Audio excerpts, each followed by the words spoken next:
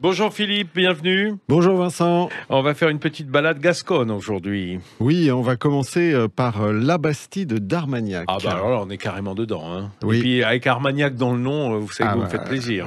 C'est la Gascogne, hein, donc la Bastide, c'est une des plus belles Bastides de ce beau pays.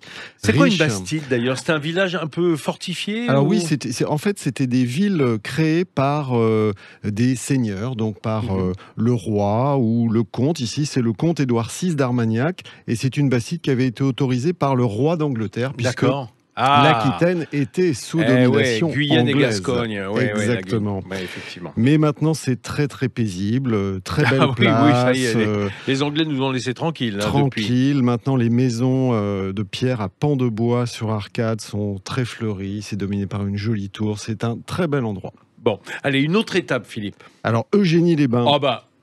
Michel Guérard. Moi, vous me dites Eugénie-les-Bains, Michel Guérard. Voilà. 3 étoiles au guide Michelin. Alors oui, mais commune créée en 1861 seulement par l'impératrice Eugénie, d'où son nom.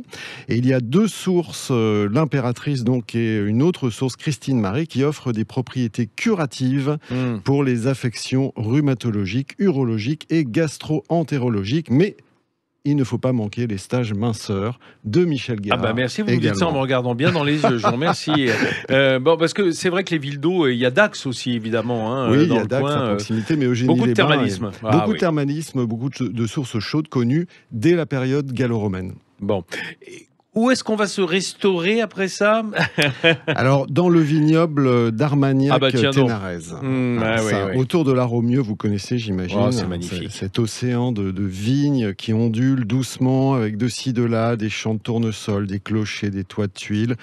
Pour moi, c'est la plus belle partie du vignoble d'Armagnac. Sur le plan du paysage. On est d'accord, parce que le bas Armagnac, c'est bien aussi. C'est très beau aussi.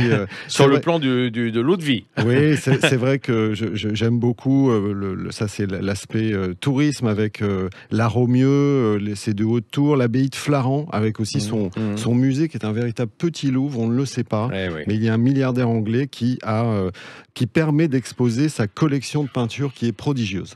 Bon, évidemment, on fait un petit tour par Auch dans le Gers, la capitale du Gers. Oui, la douceur de vivre d'Auch, ces petites ruelles, c'est vraiment très très joli avec la cathédrale. Et ne pas manquer le grand escalier avec la statue de D'Artagnan, l'enfant du pays. Allez, une dernière étape en 20 secondes, parce que une fois qu'on y est, on s'y trouve bien. Lavardins.